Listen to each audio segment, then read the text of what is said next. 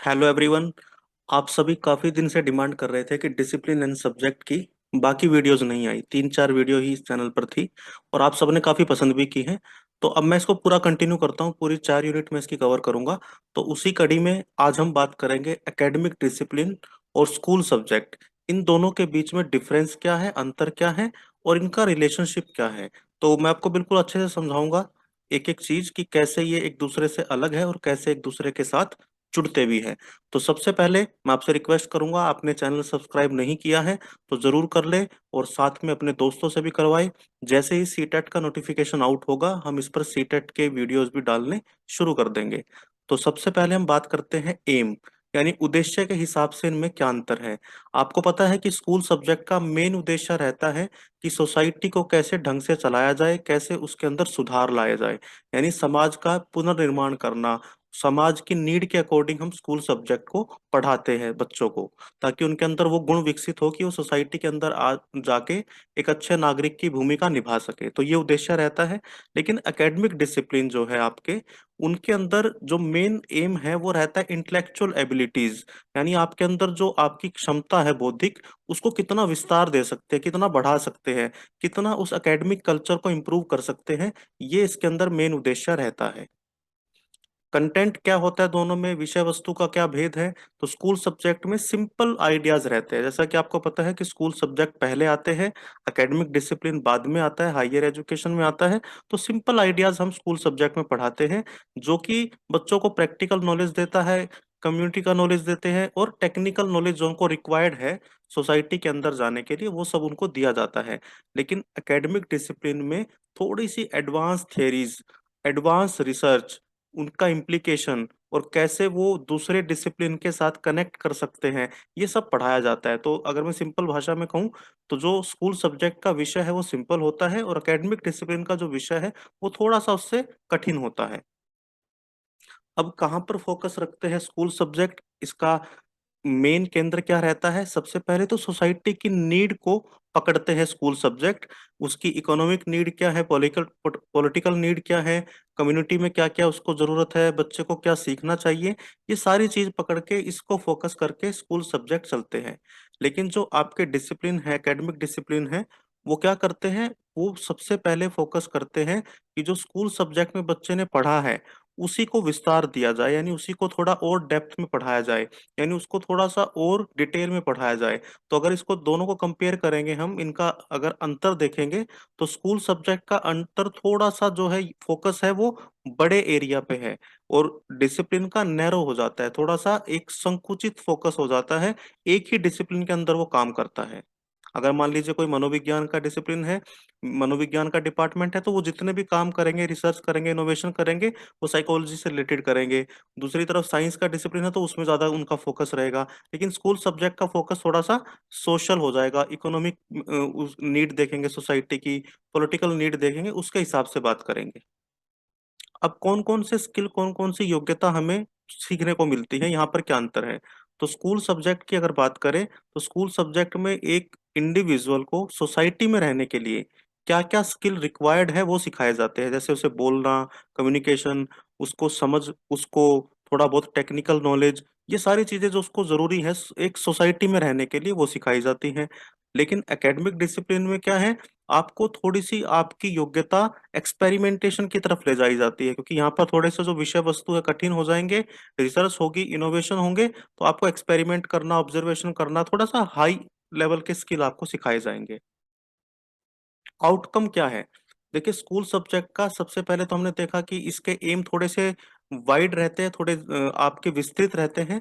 तो इस हिसाब से इनका जो मेन एम रहता है वो एक अच्छा नागरिक का निर्माण करे, जिसके अंदर बेसिक स्किल हो, उसे पढ़ना आता हो, लिखना आता हो, मैथमेटिक्स आती हो, उसे इकोनॉमिक स्ट्रक्चर पता हो, उसे पॉलिटिकल स्ट्रक्चर पता हो अपनी कंट्री का, और इन सब चीज़ों के साथ उसे टेक्निकल नॉलेज हो। तो स्कूल सब्जेक्ट का आउटकम रहता है ऐसे नागरिक तैयार करना जो इन सब चीजों को सीख ले और अपनी सोसाइटी में आराम से एडजस्ट हो जाए।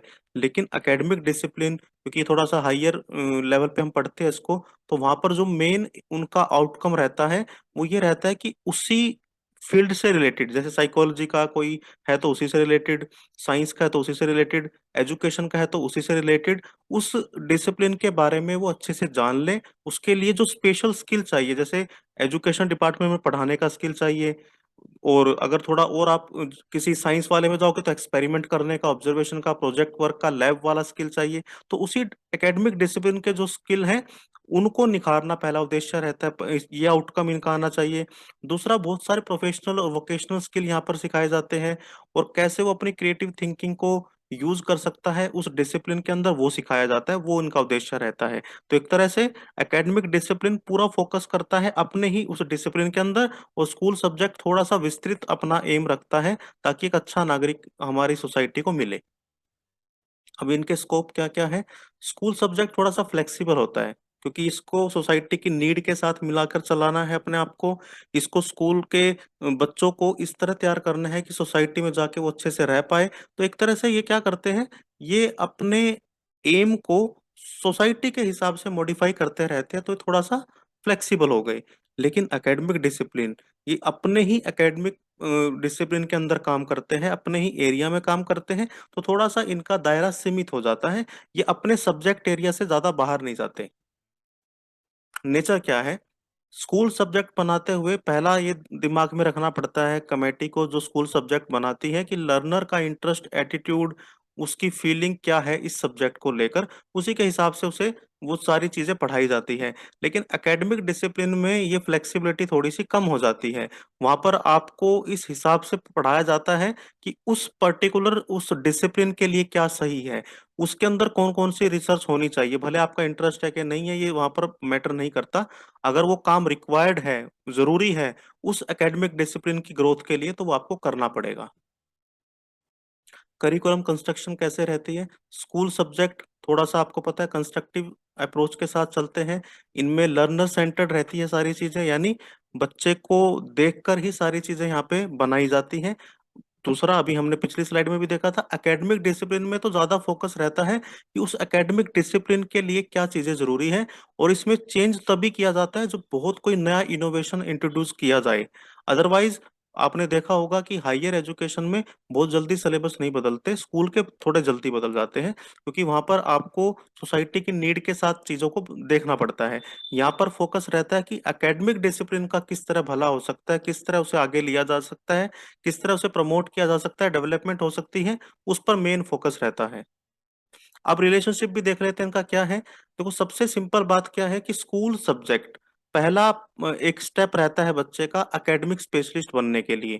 यानी बड़े से बड़ा एकेडमिक स्पेशलिस्ट, प्रोफेसर, साइंटिस्ट, या कोई भी आईएएस, वो स्कूल सब्जेक्ट पढ़कर ही वहां तक पहुंचा है। तो स्कूल सब्जेक्ट नहीं पढ़ेगा तो आगे वो डिटेल में चीजें नहीं पढ़ पाएगा उस एकेडमिक डिसिप्लिन की। इसलिए आपको बेसिक चीजें स्कूल सब्जेक्ट सिखाते हैं। तो पहला रिलेशन तो ये हो गया कि वो एकेडमिक डिसिप्लिन के साथ आपको बेसिक तरीके से जोड़ देते हैं।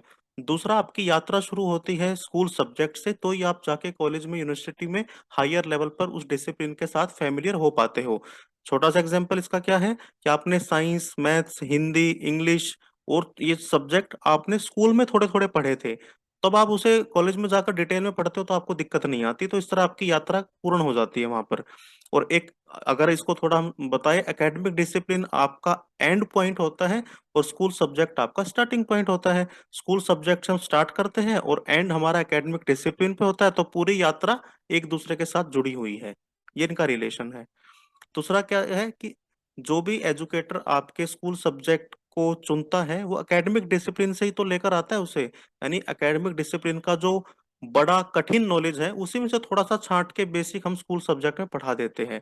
और इस तरह उस चीज को पूरा स्ट्रक्चर में लेकर आते हैं कि आप उसके जरिए एकेडमिक डिसिप्लिन को जब सीखने जाओगे फ्यूचर में, तो आपको दिक्कत ना हो।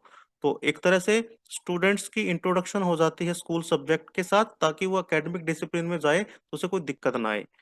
तो स्कूल सब्जेक्ट सिंपल कॉन्सेप्ट पे, सिंपल मेथड पे, सिंपल थियरीज पर काम करते हैं, और एकेडमिक डिसिप्लिन थोड़ा सा एक्सपर्ट के पॉइंट ऑफ व्यू से काम करता है। तो ये भी इनका रिलेशन है कि पहले आप सिंपल चीजें सीखोगे, तभी आप कठिन चीजें भी सीख पाओगे। तो आज हमने ये डिस्कस किया कि इन दोनों के बीच में डिफरेंस क्या है, और इन दोनों के बीच में रिलेशन क्या है। कोई भी आपका सवाल है तो मुझे कमेंट सेक्शन में जरूर बताइए। आप अपने दोस्तों के साथ भी वीडियो शेयर कीजिए कि सब्जेक्ट पर मैं वीडियो बनाऊं, वो भी सजेशन आप दे सकते हैं। Thank you very much.